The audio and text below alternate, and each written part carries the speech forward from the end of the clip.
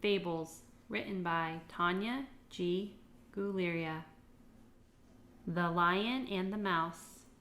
Once a lion was overly bored. He caught a little mouse for fun. For food it was to be ignored, so he let it freely run.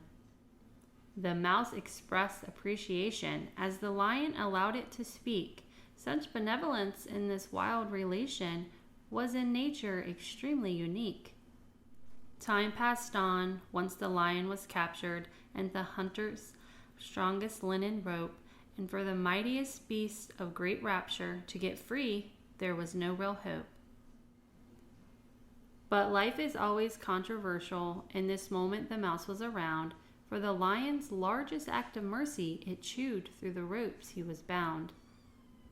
So discussing the meaning inside in this poetic philosophy session, it is true that might has always right, but never know in whose kind possession. The Fox and the Grapes. A fox saw grapes high on a vine and thought, "These grapes will be mine." It stretched and jumped to reach the grapes, but it was fox, not like the apes. And finally it gave apart, but in the end it was so smart. "Those grapes I would never devour, 'cause in the season it's still too sour."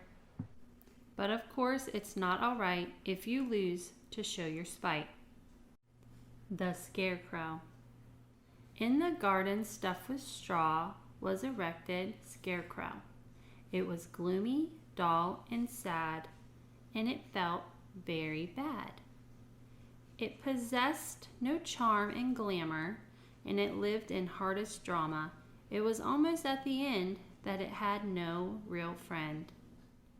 But fate is always controversial, and in its need it showed some mercy. A starling driven by distress hid from hawk in its straw chest.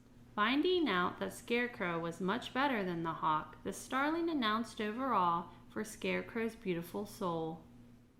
From the valley's farthest ends came to it a lot of friends, and this biggest bunch of felons ate the whole amount of melons. Sometimes one is in distress and needs a friendly, warm caress. If friendship has no size or measures, it often costs the largest treasures. The Lion, the Jackal, and the Vulture.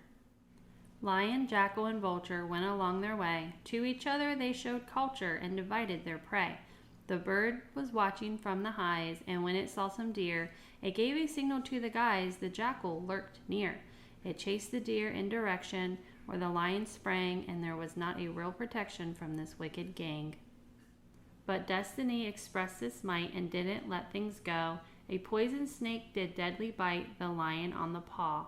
Experiencing awful pain, the lion cried for water, but it was hoping all in vain. The jackal didn't bother.